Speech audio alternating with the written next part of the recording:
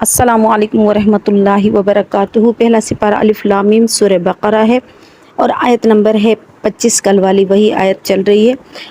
کل کا بیان تھا اعمال کے لیے ایمان کا اور اسلام کا فرق تھا، وہ تھا۔ آج ہے بیان سارا جنت کا۔ جنت کے بارے میں بتا چکی ہوں، جنت کس کو کہتے ہیں، جنت کے لفظ کے مطلب کیا ہے اور جنت اس کو ہم کیوں کہتے ہیں۔ اللہ تعالیٰ نے جنت کے بارے میں قرآن شریف میں فرمایا ہے کہ جنت وہ چیز ہے، وہ مقام ہے جس کے بارے میں نہ کسی آنکھ نے دیکھا، نہ کسی کان نے سنا، نہ کسی دل پر اس کا گمان گزرا۔ جنت ایسی چیز ہے، یعنی اگر ہم کوئی تصور کر بھی لیں کہ اس طرح کا باغ ہوگا، اس طرح کا محل ہوگا، اس طرح کے گھر ہوں گے، اس طرح کا فرش ہوگا، اس طرح کے فروٹ ہوں گے، اس طرح کے درخت ہوں گے، اس طرح کی عورتیں ہوں گی، اس طرح کی خوبصورتی ہوگی، ایسے کپڑے ہوں گے، اس طرح کا جمال ہوگا، اس طرح کی جوانی ہوگی، ہم تصور کر بھی لیں تب بھی جنت اس سے بہت اوپر کی چیز ہے، کیونکہ قرآن میں اللہ نے فرما دیا ہے کہ جنت وہ چیز ہے جس کا گمان کسی دل پر نہیں گزرا، کسی دماغ پر نہیں گزرا۔ جو ہم سوچتے ہیں جنت اس سے بھی بڑھ کر ہے۔ میں نے بتایا تھا کل بھی آپ کو کہ جنت باغ کو کہتے ہیں، اور جنت کہتے ہیں اس چیز کو جو دیکھی نہ جا سکے، غیب ہو، جو غائب ہو، غیب سے نکلا ہے یہ چیز نکلی ہے۔ جیسے جن ہے، جن کو بھی جن اس لیے کہا جاتا ہے کیونکہ وہ غائب ہوتے ہیں، نظر نہیں آتے، اس لیے اس کو جن کہا جاتا ہے۔ تو جنہ یا جنہ کا مقصد ہوتا ہے یا تو غائب رہنے والی چیز یا تو باغ۔ تو جنہ یعنی باغ جنت کو کہتے ہیں۔ اللہ تعالیٰ نے جنت کے بھی درجے رکھے ہوئے ہیں۔ حدیث مبارک میں آتا ہے کہ اللہ تعالیٰ کا غصہ جو ہے، غصے پر اللہ تعالیٰ کی رحمت جو ہے وہ حاوی ہے، یعنی اللہ کی رحمت زیادہ ہے اور غصہ اس سے کم ہے۔ اس لیے اللہ تعالیٰ نے جہنم کے 7 طبق رکھے ہوئے ہیں، 7 درجے رکھے ہوئے ہیں، اور جنت کے 8 درجے ہیں، 8 طبق ہے۔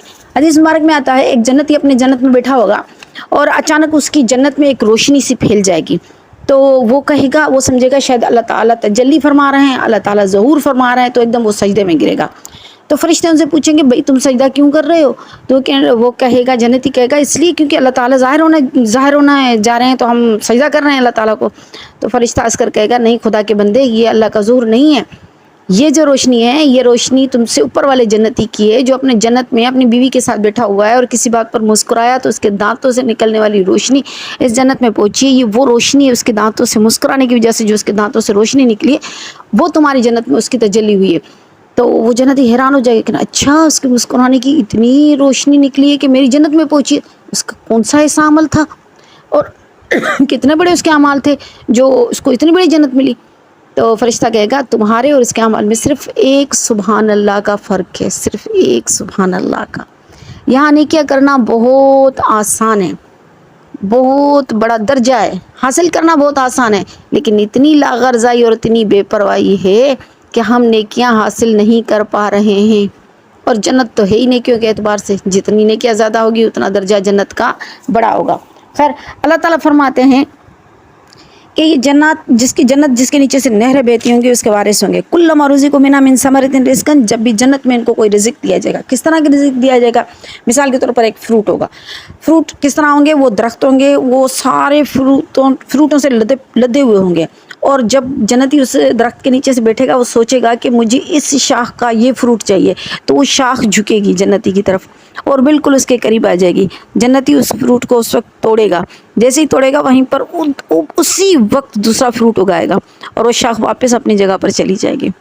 لا مقطوعۃ ولا ممنوع، یہ وہ فروٹ ہے جو نہ ختم ہونے والے ہیں نہ جن سے روکا جاتا ہے، اللہ تعالیٰ نے قرآن میں فرمایا سورہ واقعہ میں۔ تو اللہ تعالیٰ نے ایسے فروٹ دیا۔ اچھا، اب فروٹ اس نے لیا، فروٹ کیسا ہوگا؟ جیسے ہم سیب دیکھتے ہیں دنیا میں، سیب ہوگا، انگور ہوں گے، یا جتنے بھی یہاں کیلے ہوں گے، یا جتنے بھی ہم فروٹ دیکھتے ہیں، انار ہوں گے، جیسے قرآن شریف میں فروٹوں کے نام آئے ہیں، اس کے علاوہ بھی نہ جانے کون کون سے فروٹ ہوں گے۔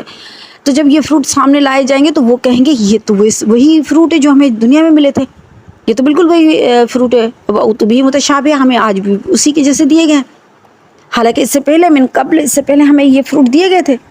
قالوا ھذا الذی رزقنا من قبل، ہم کو تو اس سے پہلے بھی یہ فروٹ دیے گئے تھے، وہ تو بھی متشابہ، اور ابھی ہم کو اسی کے مشابہ دیے گئے۔ اچھا، اب کیا کرے گا؟ اس فروٹ کو سونگھے گا، جتنی بار اس کو سونگھے گا اتنی بار اس فروٹ کی خوشبو الگ آئے گی، پھر اس کو کاٹے گا، پہلا جو لقمہ لے گا اس کا ذائقہ الگ ہوگا، اس کا رنگ الگ ہوگا، اس کی خوشبو الگ ہوگی، پھر دوبارہ دوسری بار اس میں سے یعنی لے گا، بائٹ لے گا، تو وہ بائٹ جو دوسرا لے گا وہ اس کا بھی ذائقہ الگ ہوگا، خوشبو الگ ہوگی، رنگ الگ ہوگا، ہر اس کے ایک نوالے پر، ہر اس کے ایک یعنی بائٹ پر الگ الگ اس کی خوشیاں اور راحتیں اور نعمتیں ہوں گی۔ یہ اللہ تعالیٰ نے فروٹ دیا ہوا ہے اور جس میں کوئی رکاوٹ نہیں، کوئی روک ٹوک نہیں ہے، اسی وقت توڑا اسی وقت دوسرا اگایا، جیسے ارادہ کیا یہ فروٹ چاہیے، شاخ خود بخود جھک کر آ گئی کہ بھائی خدمت میں آ کر حاضر ہو گئی کہ بھائی کھا لو مجھ میں سے، مجھ سے لے لو۔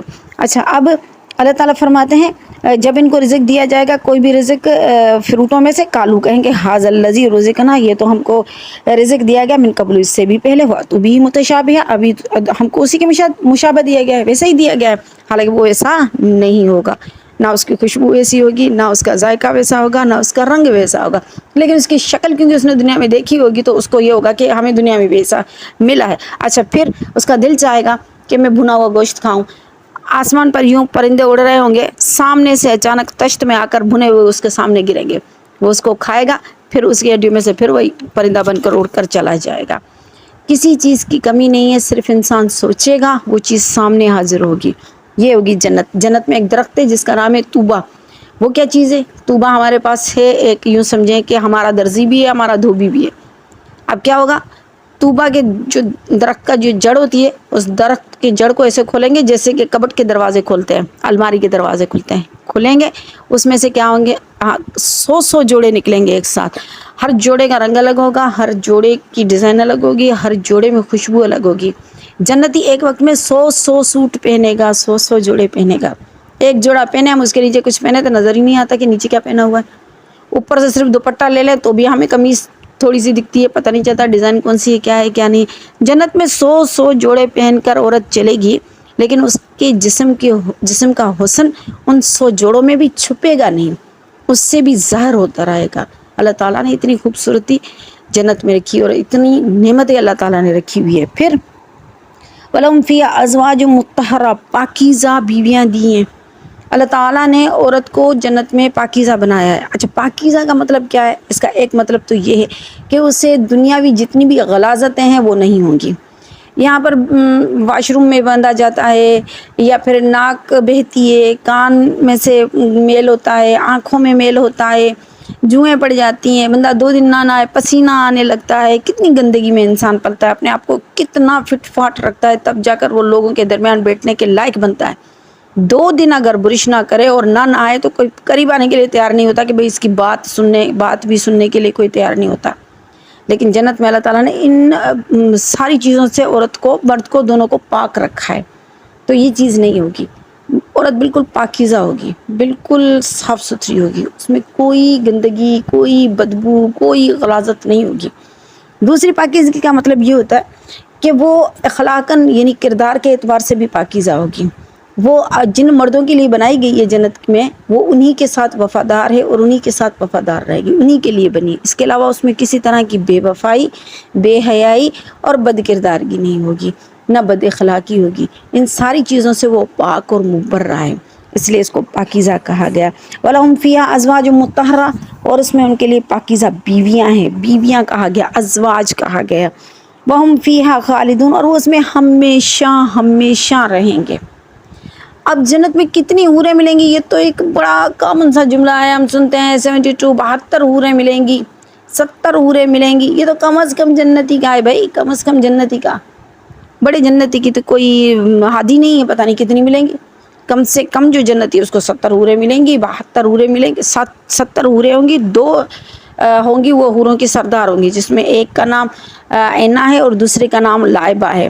یہ وہ حوریں ہیں جو ان حوروں کی سردار ہیں، جن کی اپنی باندیاں ہیں، جو چلتی ہیں تو ان کے بال سر سے لے کر پاؤں کے نیچے تک آ رہے ہوتے ہیں، ان کے بالوں کو پیچھے سے حوریں اٹھا کر چلتی ہے، ان کے بالوں میں اتنی خوشبو ہے، اگر ایک بال توڑ کر دنیا میں پھینک دیا جائے تو ہر چیز معطر اور خوشبودار ہو جائے۔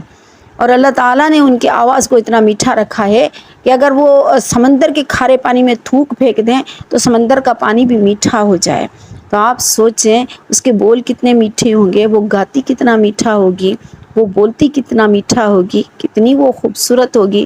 عام حوروں کے سامنے جب یہ حوریں ظاہر ہوں گی تو ان حوروں کا درجہ ایسے ہوگا جس سے چاند فل ظاہر ہوتا ہے تو تارے نظر نہیں آتے، چھپ جاتے ہیں، اور تاروں کی کوئی ویلیو نہیں ہوتی ہے، ہر کسی کی نظر چاند کی طرف ہوتی ہے۔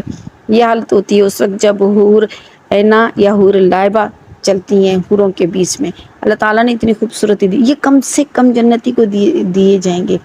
بڑے والے جنتیوں کی تو کوئی حد ہی نہیں ہے، کوئی انتہا ہی نہیں ہے. اللہ تعالیٰ کون کون سی نعمتیں دے گا اور کیا کیا دے گا کچھ پتہ ہی نہیں ہے.